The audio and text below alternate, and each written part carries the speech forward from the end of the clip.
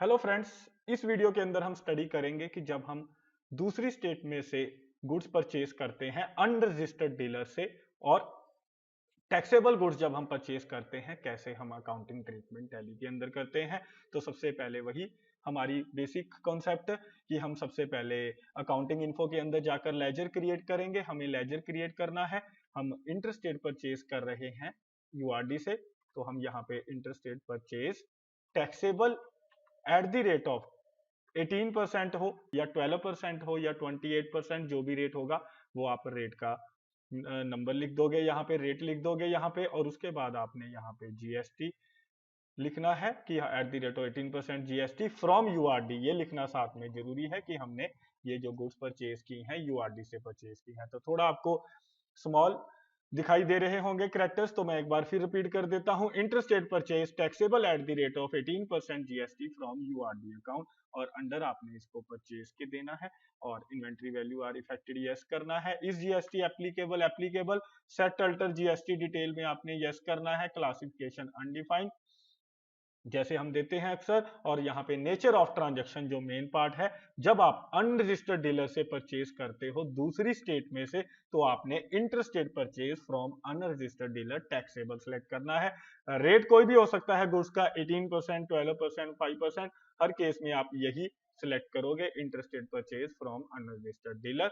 तो इसके बाद आपने इंटीग्रेटेड के अंदर यहाँ पे टैक्स रेट डालना है, जिस रेट का आप अकाउंट बना रहे हो। अगर 18% का तो 18%, अगर 12% का बना रहे हो तो 12% यहाँ पे रेट डालना है। और सप्लाई टाइप आपने यहाँ पे गुड्स सेलेक्ट कर लेनी है कि हम गुड्स की सप्लाई के लिए ये परचेज वाउचर अकाउंट यानी कि अकाउंट क्रिएट कर रहे हैं, नोट अ वाउचर अकाउंट क्रिएट कर रहे हैं। इसके बाद आपने बहुत सिंपल फंडा है, आगे आपने अकाउंटिंग वाउचर के अंदर जाना है और यहाँ पे परचेज की एंट्री डालनी है। यहाँ पे हम पहले परचेज बिल नंबर डालेंगे और जो बिल के ऊपर डेट होगी वो डालेंगे, और उसके बाद यहाँ पे आपने परचेज जो की है अनरजिस्टर्ड डीलर से की है, तो हम उसका अकाउंट भी क्रिएट कर लेते हैं अनरजिस्टर्ड डीलर का। मान लेते हैं सोहन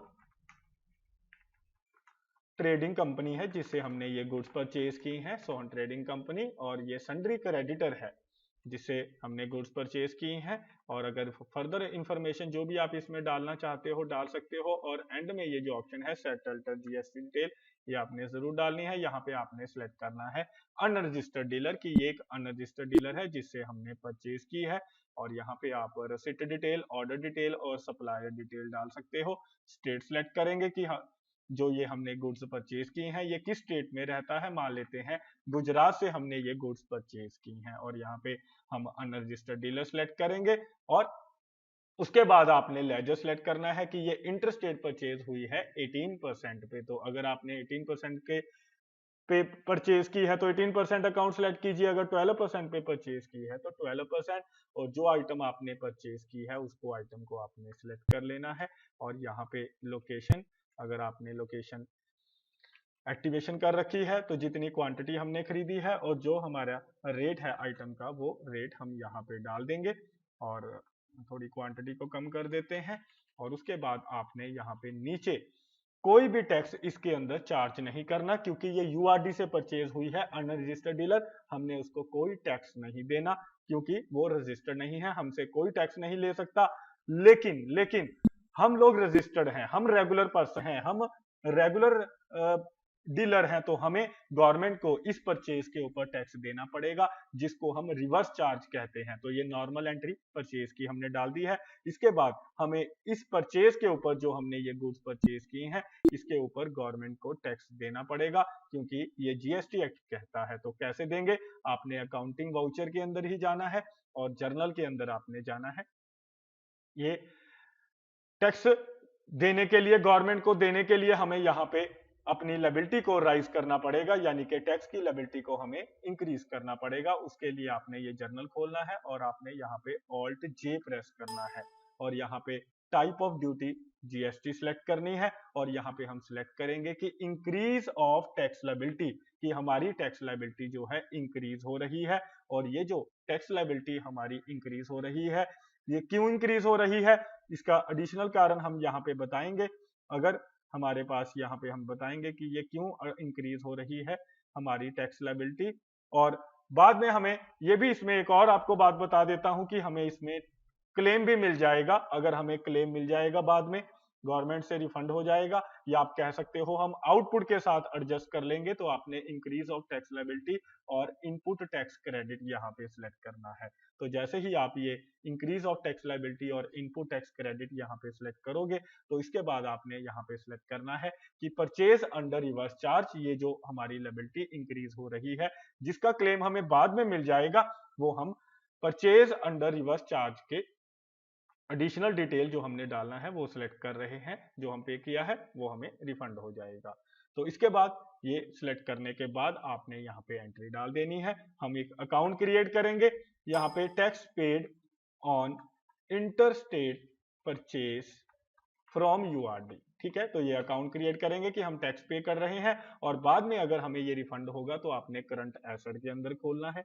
और अगर हमें ये बाद में रिफंडेबल नहीं है, तो अगर हमारे बिजनेस का एक्सपेंस है ये, क्योंकि कई बार ऐसे होता है कि कोई भी खर्चा वैसे तो नॉर्मली रिफंडेबल होता है, अगर रिफंडेबल नहीं है तो हम इसको डायरेक्ट या इनडायरेक्ट एक्सपेंस के अंदर खोलेंगे, और इसका मतलब ये है कि हमें ये रिफंडेबल नहीं है। तो हम फिलहाल करंट एसेट के अंदर खोलेंगे क्योंकि हम ये मान के चल रहे हैं रिफंडेबल है। और आपने कुछ भी इसके अंदर ऑप्शन को वर्कआउट नहीं करना, एंटर करते चले जाइए। उसके बाद आपका ये अकाउंट क्रिएट हो जाएगा, और इसके ऊपर हम ये 18% मान लेते हैं, 54,000 ये अमाउंट बनी है टोटल। 3 लाख के ऊपर हम 18% जो है ये टैक्स पे करेंगे। तो मेरे ख्याल से आपको समझ में आया। और ये क्रेडिट हमने दूसरी स्टेट से गुड्स परचेज की हैं तो हमें आईजीएसटी गवर्नमेंट को पे करनी पड़ेगी। तो हम ये आउटपुट आईजीएसटी का अकाउंट क्रिएट करना पड़ेगा हमें 18% का। हम ये output IGST eight the rate of 18% का अकाउंट जो है ओपन कर लेते हैं। अंडर जाएगा ये duties and taxes, type of duty GST, और यहाँ पे इंटीग्रेटेड टैक्स हम सिलेक्ट करेंगे कि हमने ये गवर्नमेंट को टैक्स पे करना है। तो ध्यान से देख लीजिए इस एंट्री को, और ऊपर देखिए यहाँ पे लिखा हुआ है कि ये एंट्री जो डल रही है ये टैक्स हम इंक्रीज कर रहे हैं, इंक्रीज ऑफ टैक्स लायबिलिटी, और बाद में हमें इसका ये रिफंड मिल जाएगा। इसीलिए हमने tax paid on interstate purchase 54,000 ये जो अमाउंट डाली है ये हमने क्रिएट किया है। किसके अंदर क्रिएट किया है? ये हमने क्रिएट किया है करंट एसेट के अंदर। और बाद में हम जब ये गुड्स सेल करेंगे और आउटपुट जो हमें टैक्स मिलेगा उसमें से हम ये टैक्स पेड ऑन इंटरस्टेट 54,000 जो अब हम गवर्नमेंट को पे करेंगे वो हम बाद में एडजस्ट कर लेंगे। तो ये हम एंट्री डालते हैं जब हमारी ये टैक्स लायबिलिटी इंक्रीज होती है, जब हम दूसरी स्टेट में से अनरजिस्टर्ड गुड्स को परचेज करते हैं, यानी कि अनरजिस्टर्ड डीलर से परचेज करते हैं और टैक्सेबल गुड्स हम परचेज करते हैं। तो मेरे ख्याल से आपको ये कॉन्सेप्ट क्लियर हो गया होगा और आपको समझ में आया कैसे हमने एंट्री डालनी है। तो ये कॉन्सेप्ट हमारा आज का ये जो टॉपिक का कॉन्सेप्ट था यहीं तक था, और इसके बाद आपको आगे थोड़ा सा इसको खत्म करने से पहले हम डिस्प्ले के अंदर जाएंगे। डिस्प्ले के अंदर आप स्टैट्यूटरी रिपोर्ट के अंदर देख सकते हो कि ये हमने गुड्स परचेज की हैं, इसकी रिपोर्ट हमें GSTR2 में भेजनी होगी गवर्नमेंट को, और ये रिपोर्ट हमें मिलेगी बिजनेस टू बिजनेस इनवॉइस के अंदर।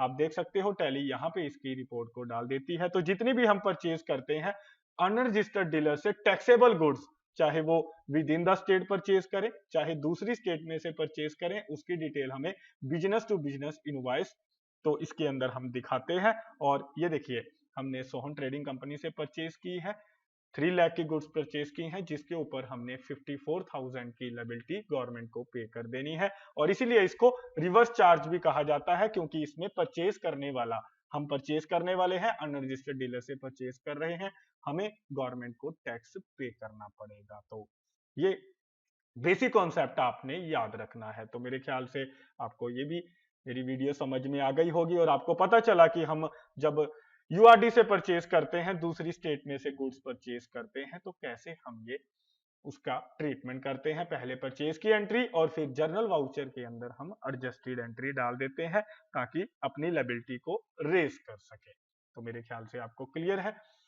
तो चलिए आज की हमारी डिस्कशन यहीं तक रहेगी।